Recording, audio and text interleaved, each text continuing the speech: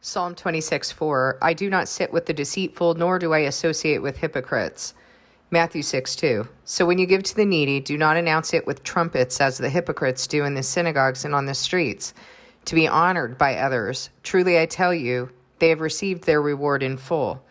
Matthew 6:5, and when you pray, do not be like the hypocrites, for they love to pray standing in the synagogues and on the street corners to be seen by others.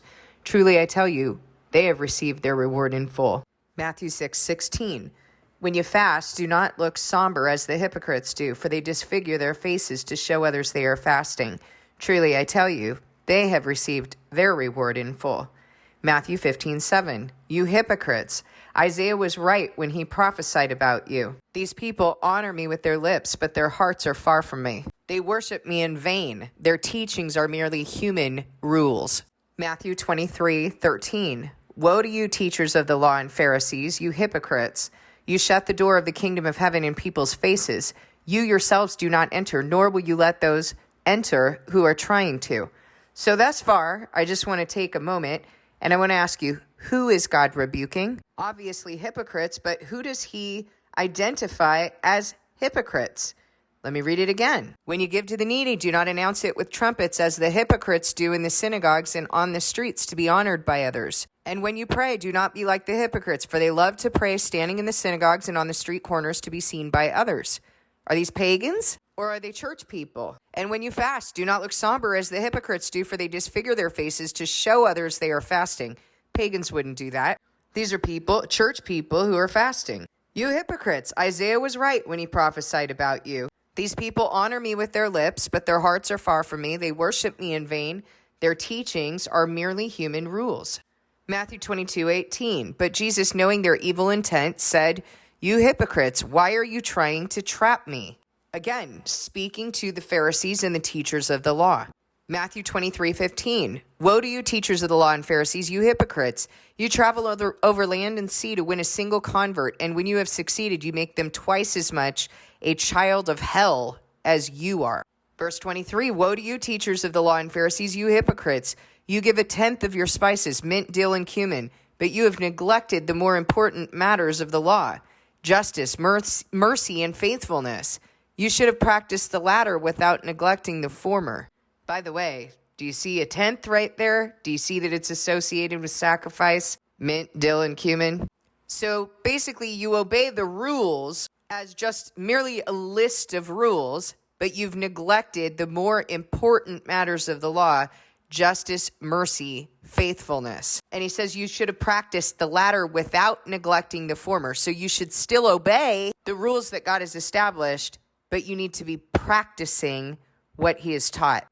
Has the current church gotten better or worse? Verse 25, woe to you, teachers of the law and Pharisees, you hypocrites! You clean the outside of the cup and dish, but inside they are full of greed and self-indulgence. You look good on the outside, inside you're filthy. Verse 27, woe to you, teachers of the law and Pharisees, you hypocrites! You are like whitewashed tombs, which look beautiful on the outside, but on the inside are full of the bones of the dead and everything unclean. Verse 29, woe to you, teachers of the law and Pharisees, you hypocrites! You build tombs for the prophets and decorate the graves of the righteous. And you say, if we had lived in the days of our ancestors, we would not have taken part with them in shedding the blood of prophets. So you testify against yourselves that you are the descendants of those who murdered the prophets. Go ahead then and complete what your ancestors have started. And they certainly did, didn't they? Matthew 24:51, he will cut him to pieces and assign him a place with the hypocrites where there will be weeping and gnashing of teeth. So who are we talking about? Who are the hypocrites? Because the hypocrites are those who claim to see but are blind. When Jesus had healed the blind man, and he asked the blind man if he believed in the Son of Man, and the blind man said, well, show me. And he says, he's here. He's the one standing right here with you. And he said, yes, I believe.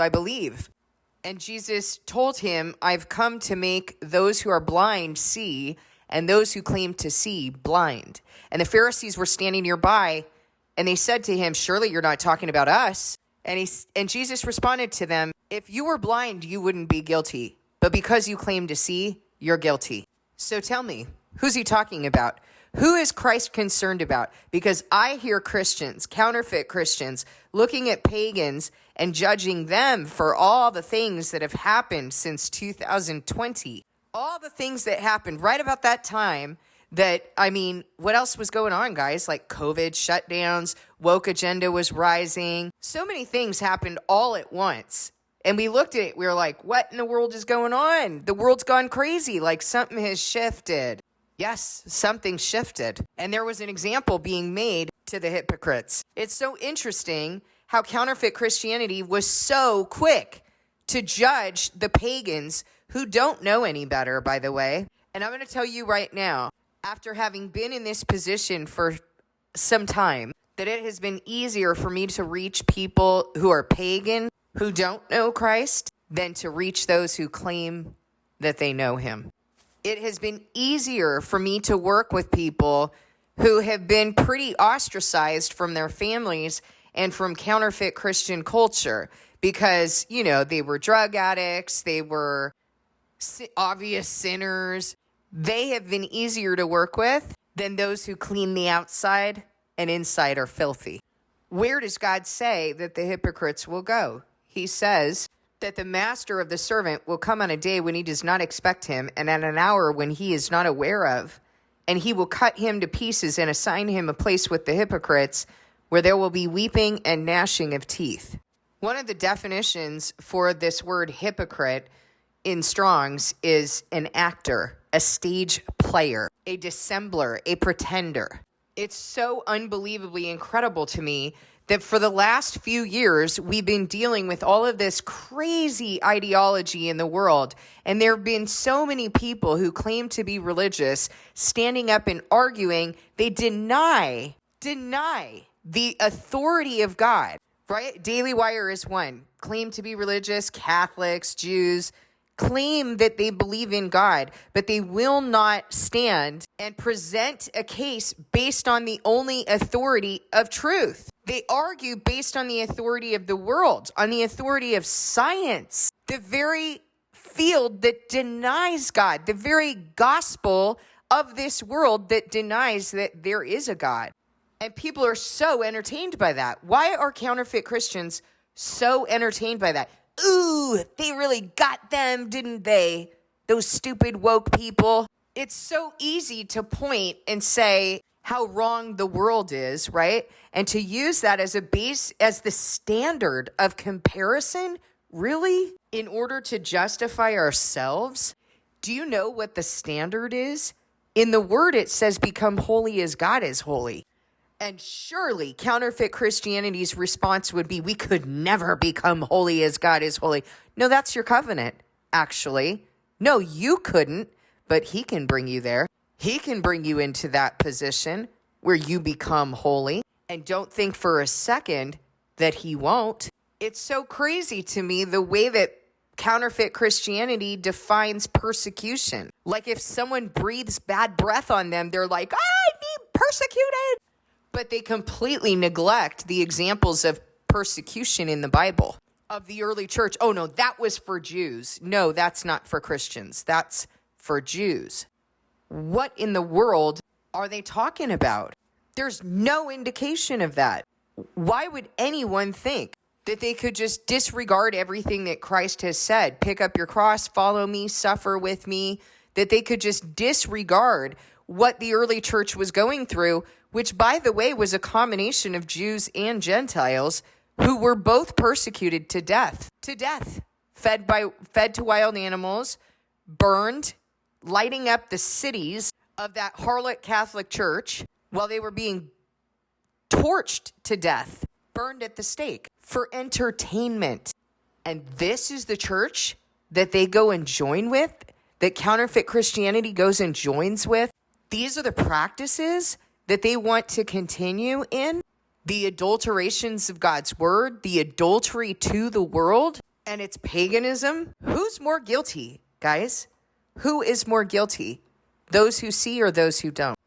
Excuse me, those who claim to see or those who don't? They're swearing falsely in God's name. Pagans don't do that. These people are the worst. And that statement or that title of hypocrite is a very serious one. Luke 12:56. Hypocrites, you know how to interpret the appearance of the earth and sky. How is it that you don't know how to interpret the present time? Luke 13:15. The Lord answered him, you hypocrites, doesn't each of you on the Sabbath untie your ox or donkey from the stall and lead it out to give it water? Then should not this woman, a daughter of Abraham, whom Satan has kept bound for 18 long years, be set free on the Sabbath day from what bound her? Zechariah 5. I looked again, and there before me was a flying scroll. He asked me, what do you see? I answered, I see a flying scroll, 20 cubits long and 20 cubits wide. And he said to me, this is the curse that's going out over the whole land. For according to what it says on one side, every thief will be banished. And according to what it says on the other, everyone who swears falsely will be banished. The Lord Almighty declares, I will send it out, and it will enter the house of the thief and the house of anyone who swears falsely by my name. It will remain in that house and destroy it completely, both its timbers and its stones.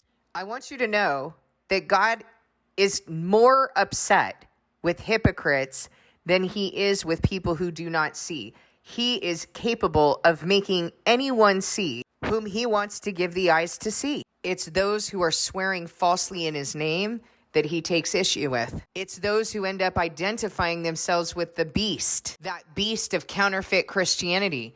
Those are the ones he's taking issue with. It's not the ones that counterfeit Christianity has been pointing to, saying they're destroying the world, right? They're destroying the world. The word, your covenant, says that when he starts sending these things, that if his people will return to him, that he will restore the world. He'll restore the earth and you. These things are not happening because of pagans. They're happening because of those who are supposed to be in him. Those whom he called who cannot be bothered to listen. They are worse than anybody, with a beard wearing a muumuu. Worse than anybody who is, mutilating their body because they have some sort of delusion. God can clear that up. But the heart of wicked counterfeit Christianity, that's going to be the thing that destroys them. And I want you to know that at this point in history, at the very end, there is no opportunity for anybody to have another chance. They will either be written in the Lamb's Book of Life, or they will go into the lake of burning sulfur. There are those who've lived before us who will be given a second chance to be saved as one escaping the flames. Only as one escaping the flames. They won't receive an inheritance. But at this point in history, we need to make our choice known. And so if we're hearing things that we can't be bothered to consider, simply because we don't like it, simply because it's difficult to implement in our lives, and we decide, well, I'm just going to pick and choose what I'll do, we won't be saved. We will be assigned a place with the hypocrites, where there will be weeping and gnashing of teeth. Please discern that with God.